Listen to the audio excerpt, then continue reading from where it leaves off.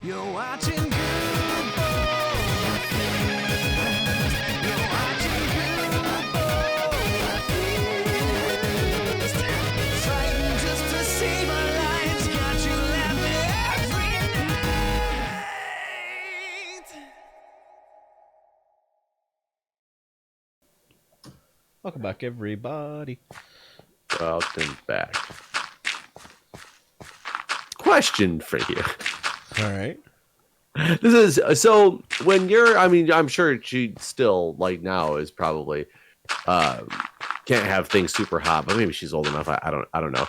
When we cook things for our son, like when we heat something up in the microwave, it clearly, can't be too hot for the child. Right. He will put it in his mouth and burn himself, even though he knows to blow on it if it's too hot, and he still like tries to eat it too fast. So we constantly have to cook things, especially if we're reheating like some mac and cheese or something for him. Mm-hmm. It's literally like a 10 to 15 second heat up because of the little cup that he has. Otherwise, it's like boiling hot. Do you still have to do that for your daughter? I mean, she knows not to burn herself now. She's at an age where she knows, this could be hot. Don't burn yourself. And like how to like kind of, touch it to her lips or touch it with her finger, that sort of thing to kind of get an idea. But her opinion on what is too hot, I think, is wrong.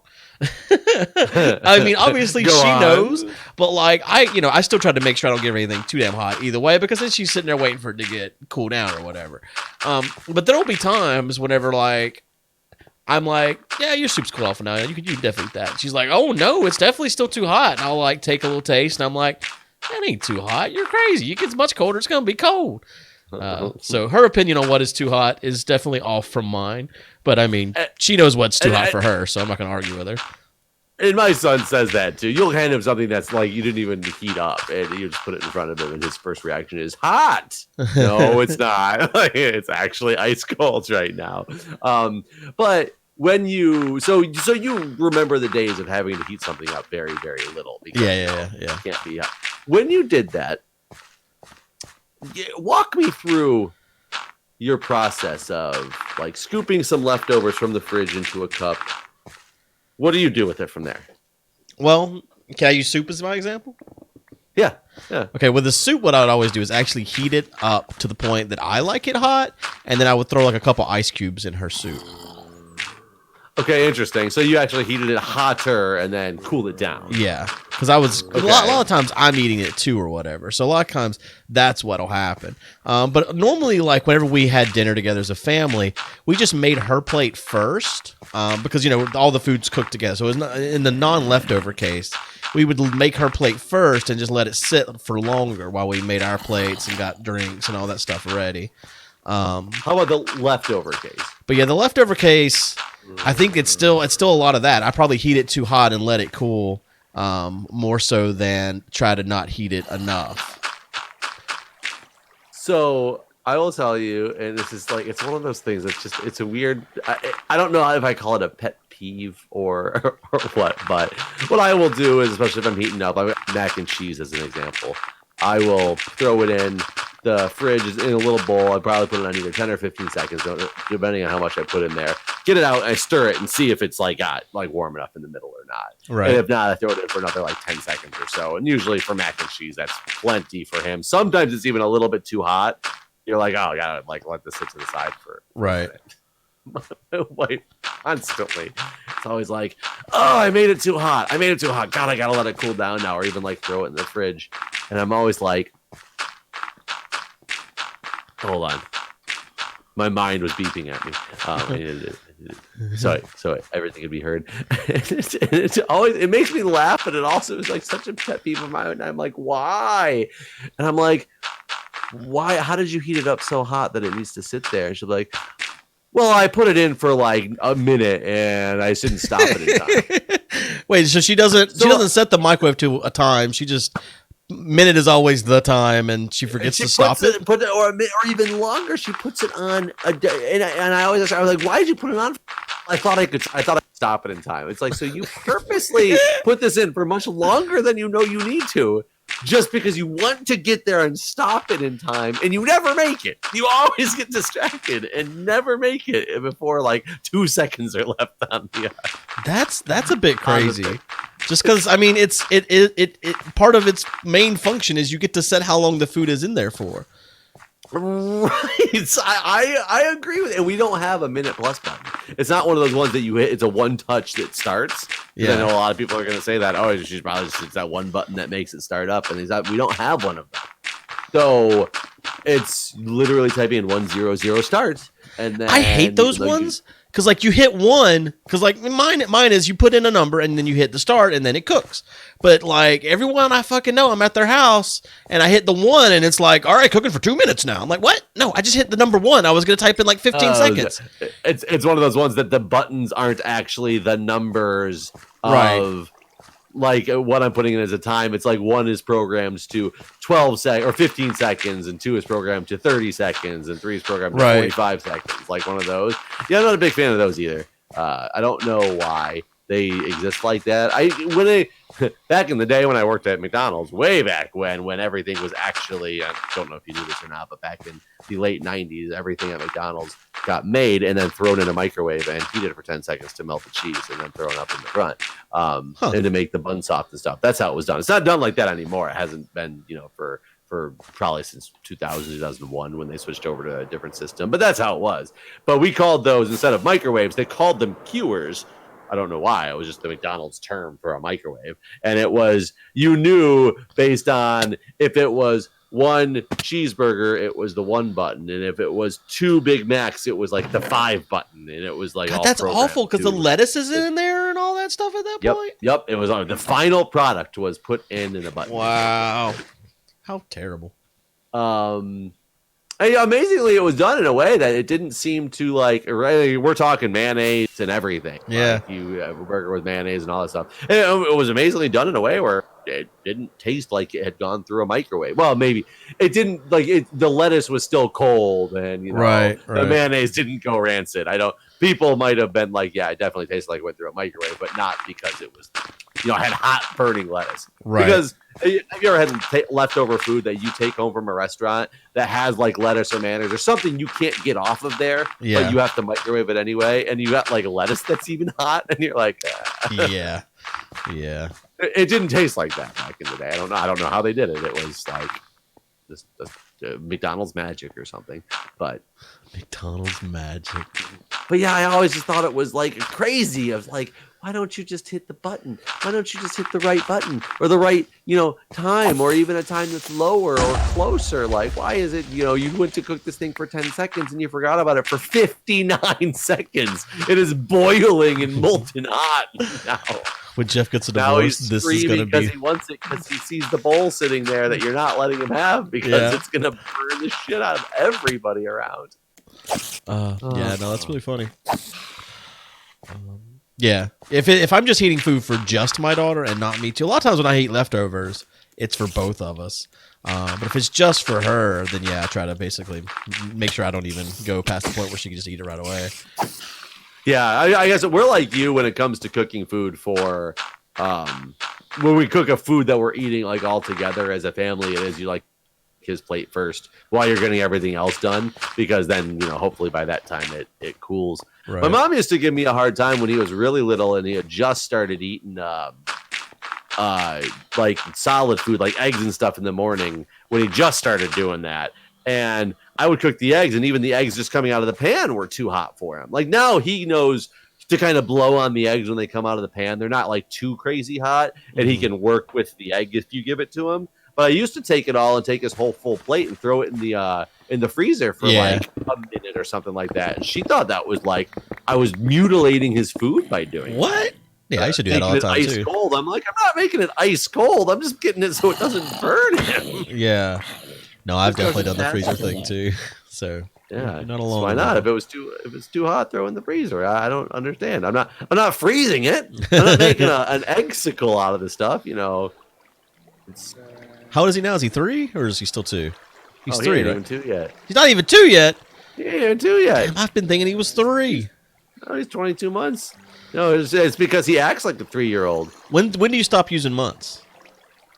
Probably right when they turn. You say 2? Yeah.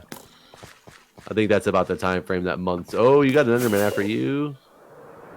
Do I? Wait, or is he after me? Oh yeah, he after you. Really? You floated away? I flew away. Cause he's running after you on the ground.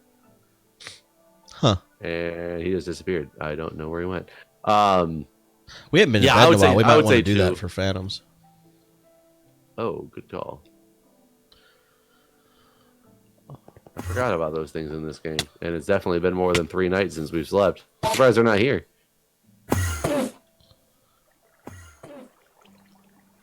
It's funny, right when I'm gonna get one that's about to be, he's after you. Right when I'm getting one that's gonna be, you got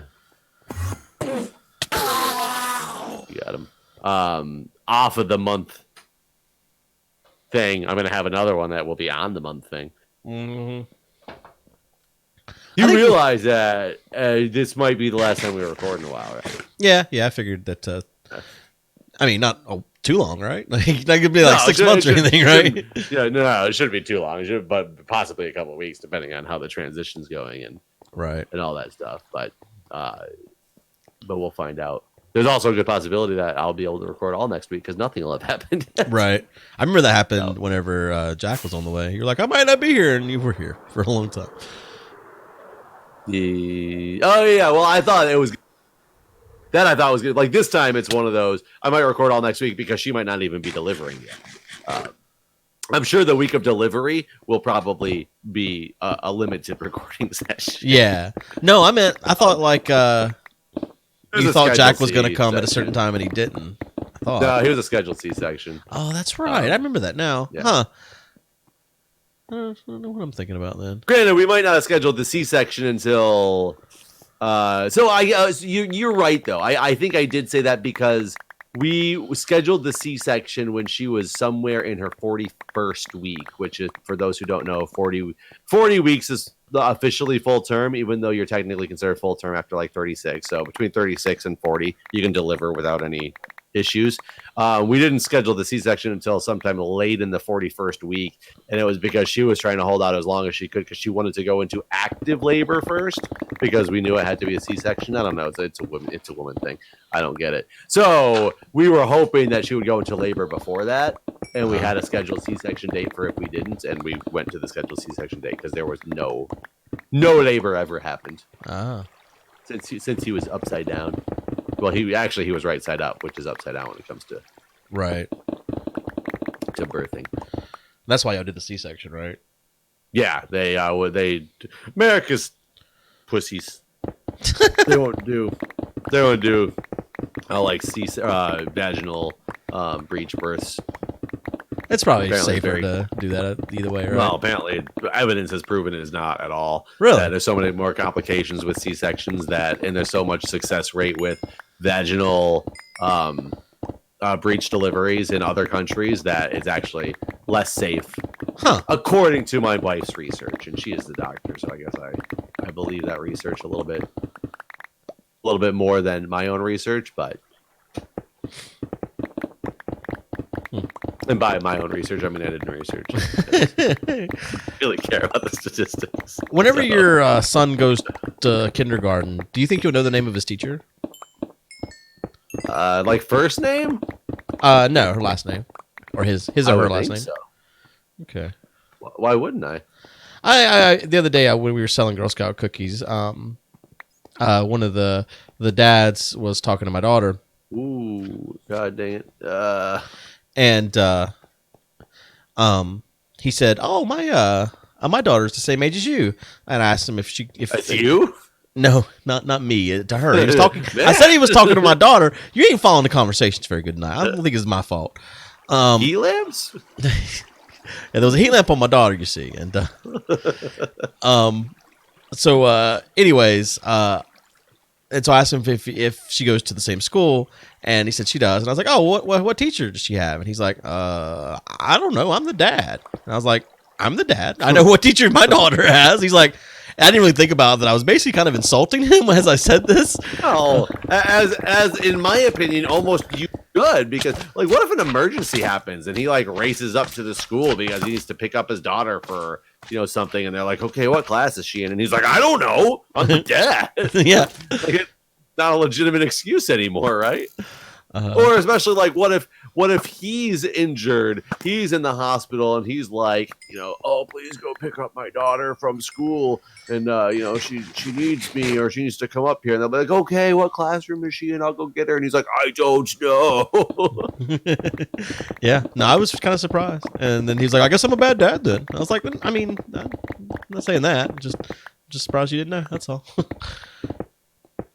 I try to be nice about the cookies too. Tried to run them off. I just remembered that I have a friend who's a labor and delivery nurse for 15 years, and says that you don't do vaginal breech births in the U.S. because people are too happy. Huh. And I believe that. I definitely believe that. Any type of complication that happens, man, it's going to be immediately malpractice. Yep. Well, I think what happens is it's crazy because I was discussing with some cases that we have at our hospital going on now, because I have to do a lot of chart reviews and stuff for things like that come in, or we do serious safety events or whatnot, and you have to determine, was it, I just look at the data that's in the chart. I'm not making a determination based on it. I just pass the data over, but I get to sit in on a decent amount of these conversations. And there's a lot of situations in hospitals where people are suing, and a lot of times it's very legitimate because somebody fucked up and either serious injury or death resulted. But sometimes you're like, everything seems to have gone exactly as it should, and there was just unfortunate circumstances. Medicine's not perfect science. It's not going to save everybody. You're just doing the best you can do to save somebody. And sometimes you get those cases and the hospitals will still settle because it's so much cheaper to settle sometimes these lawsuits than it is to drag out a long, drawn-out court battle that if you look at it and don't think you're going to win. And there's very good reason, like in precedent, to show that the hospitals won't win even if you didn't necessarily do anything wrong. So, when my grandma died on my mom's side, the hospital definitely fucked up. Like they never pursued it or anything like that, but they had given her like an enema because she hadn't used the bathroom in several days. She was unconscious at the time, and then she didn't. Nothing happened, so they ended up giving her 2 more enemas before they realized the first enema had like ruptured her intestines, and so they were just bad. Yeah, they were just filling her up with water. Well, it's not just water, like whatever. It's whatever. I don't even know what it is that's in an enema. I'm so glad I haven't had to give anybody an enema. Yeah, ordered to a couple times, but luckily they were people who were like in the emergency department, and they were there because they were constipated, physically capable people. And what you do when you have that, and it's dignity for the patient as well. You say, would you like to administer this yourself? And most of them say yes. And you say, here's the instructions on the box. If you have any questions or need help, let me know. But otherwise, I will leave you to your... I just assumed you always did the shoving up the ass. Nope. If the person can do it themselves, you're going to let them do it themselves. For one, it makes the patient feel more comfortable, and it makes me feel more comfortable, as the nurse. I don't want to shove things up people's ass if I don't have to. But, I've given a lot of rectal medication. So I've given a lot of medications up the ass. Enema would be like the least of my Now, do you have a device or do you use your finger? Nope. Yeah, you do have a device. It's called your finger, and sometimes some lube. That's awful. That's awful. I mean, the pills, the enema, not enemas, excuse me. Rectal medications are designed to be pretty easily inserted up the anus. I remember my mom had to shove something up my ass one time when I was a little kid. I did not know that was a thing until that time, and that was just pure awful. I remember my mom once when I was little giving me something rectally, and I'm not 100% sure to this day why, because I was like, maybe I was throwing up and couldn't keep things down. That's what it was for me. I don't remember being in a state where I couldn't have swallowed pills. So I'm just like, why? But I guess it could have been, that fact that I was at the time having, too much vomiting or whatever to keep it down. I don't really remember. Oh, how do you swallow pills? With a cup of water. Process it for me. I mean, if it's like if I'm taking the Guude diagram of pill swallowing, right? So like I take the vitamin D. I take 4 pills every day: fish oil, vitamin D, some other vitamin. Anyways, 4 pills. You have I just put them all in my mouth and I swallow them. what the pill is. I put, huh? Oh, all at the same time. Yeah, all at the same time. So you just pop them in your mouth and swallow when you're done, like, or is there water involved? Well, I put them all in my my mouth, and I put water in my mouth with them and swallow. When I was younger, I remember doing it 1 pill at a time. I don't know if I had trouble swallowing multiple pills or what, but as an adult, it's just always a baby aspirin. That's one of the things I take every day, and then a multivitamin. That's my 4. But yeah, just put them all in my hand and just throw them all in my mouth all at the same time, and swig of water and down they go. As a nurse, I have seen so many people such ridiculous pill swallowing techniques that it kind of baffles me, but at the same time, I just read this whole Reddit article the other day about people talking about the way that they swallow pills, and apparently it is just so everybody has their own method that works for them, which seems so weird because doesn't it seem to you like your way is the most streamlined way? I mean, it does, but I can also understand. I mean, hell, if you watch any movie ever, they ain't never had no water when it comes time to swallowing some pills. Every person in any movie or television show, like if you watched House, they just throw it in their mouth. Just throw them in the mouth and swallow them. House was always popping them pills and just swallowing. So I take pills just like you just described. I always thought that was the standard way. I have taken them before without water. Usually that's out of circumstance. Like I have a pill and I don't have anything to drink it with, and I like really have a headache or something like that, and I will try to force it down. But sometimes that's hard. There's a lot of people out there who put water in their mouth first, then put the pill in their mouth and swallow. Huh. I feel like you'd be dribbling. Well, and that's the thing that was brought up in this Reddit comment. People like, I don't understand. Wouldn't you just like you're squeezing the pill in like the hole in your mouth to try not to squirt water out? And they're saying they physically can't. Like the taste is so vile to them of any pill, especially uncoated ones, even for the second that it's in your mouth before you can take that glass of water, that they can't do it if they don't have water in their mouth first. I will admit I hate uncoated pills, like uncoated like Tylenol or whatever. I hate. Yeah, they taste pretty bad, but it's not like I don't know. There's also people who wet pills and then hold them into the as far back in their throat as they can put them before they let it go and try to swallow it down that way. What do you mean by wet pills? They like dip them in a cup of water? Dip it. They like dip it. Like on an Oreo or something? Kind of like an Oreo, yeah. That's absurd. I want to see that. I had one guy, and I think I've told you this before. The juice guy?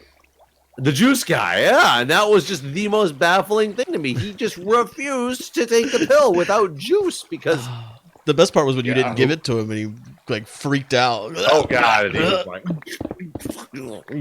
it's like, wow, like this is the most crazy thing I have ever seen in my entire life. And it's not like it was a pill. There are some pills, like potassium pills. If anybody has to take a potassium pill, those taste terrible. And they're huge. Those potassium pills are enormous. And they're so big to the point where for a lot of people, you have to cut them in half to take a potassium pill because it's that big. And by breaking it in half makes it taste even worse because now it's got all that, like, shit everywhere. That is the one pill I've heard people complain about the absolute most because of its horrible taste. But the pill that this guy had was like a baby aspirin or something like that. Something small and easy to go down. But yeah, it starts making me wonder, especially when I read things like this. I'm like, man, how do you teach your child to swallow a pill? Like, did these people do this because it's how somebody taught them how to swallow a pill? I'm like, did somebody teach me how to swallow a pill? Right. Or did they give me a pill one day and say, try to swallow this somehow? And that was, I don't remember how that process went in my childhood.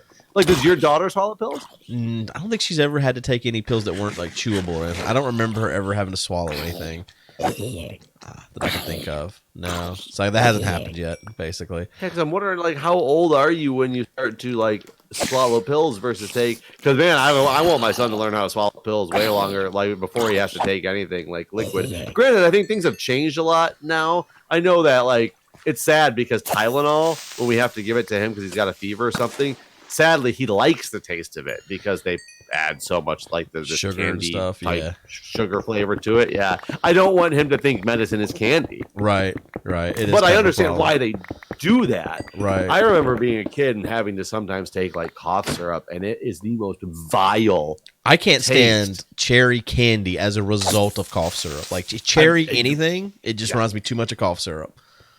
But now the question is, does cough syrup taste like that anymore? Yeah, I don't even know.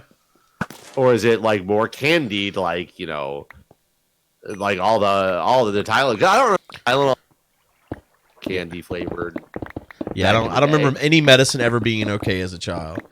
Yeah, like, any liquid medicine was the worst thing, and I think that's why I learned how to. I knowing how to swallow a pill, being pretty young, and maybe that's why I don't remember how I learned how to do it. But I think what my reasoning for learning how to do it was because I didn't want to ever have to take liquid medicine again. Yeah, I remember. Yeah, like every kind of medicine she's ever had at this point has all been liquid, and all of them are like tasty. So you can smell the tastiness of them. Sorry, somebody said cough syrup tastes like strong cherry medicine, and I'm very confused at that statement because wait, what is cherry medicine? And is cough syrup the candy now? Like cough syrup the candy, and cherry medicine is what you use to get rid of a cough. I don't understand why NyQuil can't make their shit not taste awful. Like, what do we need to do to make NyQuil taste better? Oh, you know what? What is a liquid that I've taken before? And I do think it's what's one of those ones that's supposed to? Is it NyQuil? Something that coats your throat? That might be like Sudafed. Maybe Sudafed. There is something I've taken as an adult, a liquid, because like my throat was in a lot of pain, and I was told that the liquid form of it was supposed to be way better for it because it like coated your throat and all this stuff. And I remember it being god awful terrible, but I, as an adult, was like, it's worth it if it's gonna make this pain in my throat go away. Right. Yeah. I hate NyQuil. I took some earlier this week, and it's bad. It's always bad. But the pill form of NyQuil, which are just liquid gels, so there's basically the liquid in little gel caps, are not good. Like they don't work as well for whatever reason. So, well, and it's funny too when I think of a liquid gel. And you take what, 2 of them? It would be a dose. Yeah. It feels like there's less liquid in the liquid gel than there it must be a in concentration or tablespoon something that you take. Because you're definitely right. Like it's not as much as when you swallow your little capful or whatever. Be a completely different concentration in there, or maybe that's why it doesn't. It's not, and it's. I have to look that up now. Robitussin. Somebody, I remember it. It's Robitussin. Yeah. Oh my god, it was terrible. Absolutely god awful terrible. But it worked, so I definitely did it, and I did it for like multiple days in a row because I was dying. whatever I had, I was dying, and it's the only thing that made me feel somewhat better. I'm gonna look this up in a minute about when I was a kid though, I definitely did single pills. Like I would take, if I had to take 2 of something, it was 1 at a time sort of thing.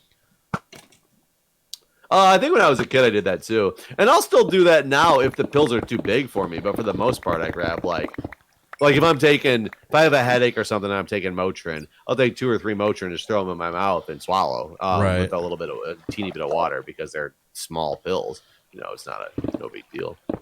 I'm gonna look up NyQuil. My fish oil pill is kind of big, and I don't know how Pyro does it. Pyro takes fish oil every day, and he does it straight out of a bottle of fish oil.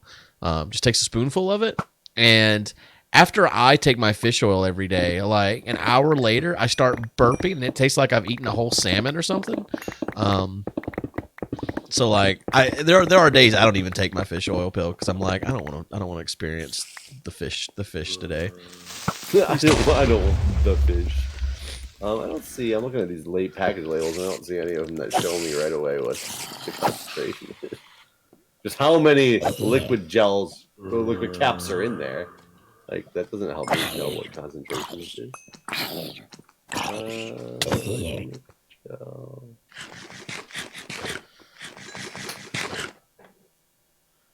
What the hell? Why would nothing tell me home. Concentration.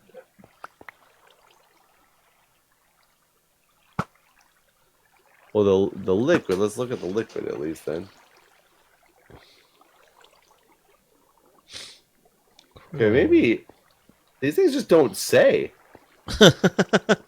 Really? That's kind of weird. Hey, man, you can actually see the back of the farm, like, from down here. We're close enough that it actually renders now. Oh, really? Yeah. So I see it tells you to take 30 mils, but it doesn't say each. Oh, here we go. There's 81 milligrams of sodium. That's a lot of sodium for... Active ingredients in 30 mils. Here we go.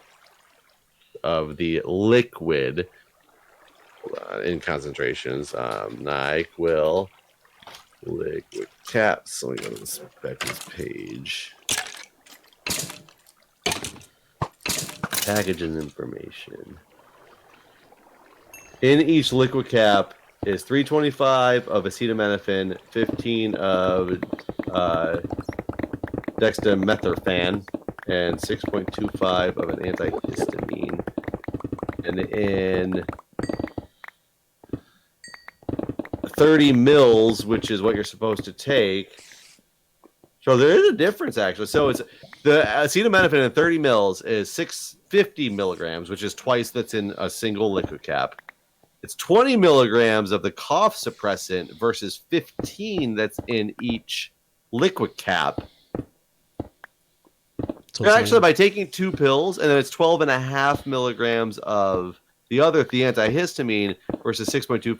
So you're actually getting, when you take 2 liquid pills, you're getting more of the cough suppressant than you are if you're just taking a spoonful of the liquid. Huh. You're actually getting more of one ingredient than the same of everything else as if you took 2 liquid caps. Huh. I feel like it just doesn't do as well for me. I wonder why that is. And I don't understand why would they make it so you get why would they make one of the ingredients that you get 30 mils if you take the normal amount versus 20 if you take the liquid amount, and that's the only thing that's different. Right.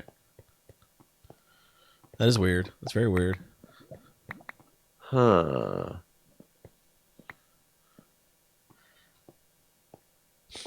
I'm very confused about that.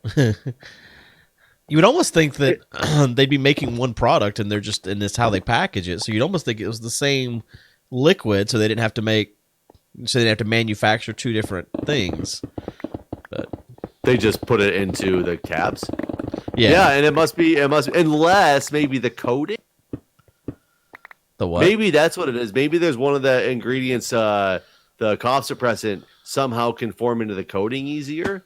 Lets you swallow it, and that's why there's more of it. Right. Come on, Elytra. I would guess. That's the only thing that I can picture that would make sense in that situation. Wow, I nailed that guy from up here. That was pretty cool. But yeah, maybe like since it's in pills, it takes longer for it to like get out of the pill and into your body or something, and that's why it doesn't. Well, definitely, you definitely would have to break down the outside, start working. But in theory, it's got the same, active ingredients. Right. Those things normally break down pretty fast too, like the liquid gel stuff. Yeah. I mean, those ones are meant to break down. They're not like the extended release or whatever that are meant to break down in a lower part of the or enteric coated or whatever that are supposed to get through the stomach and not break down until they hit the intestines or whatever. They're meant to break down in the liver. We need to move this beacon, huh? The liver, the intestines, the stomach. Wait, what did I say? What am I talking? That's just getting all the way to the liver. That's crazy. The heart. The breakdown in the heart. Right as you're peeing it out, that's when it breaks down. Yeah. All right. Well, we are out of time yet again. All right, guys. Thanks for watching. Bye, everybody. We'll see you next time.